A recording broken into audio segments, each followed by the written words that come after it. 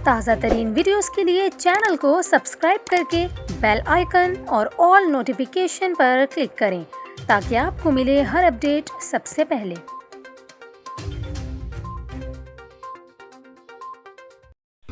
आपको अहम खबर दें, कराची में आज होने वाली बारिश के दौरान ओले पड़ने का वाकया पेश आया।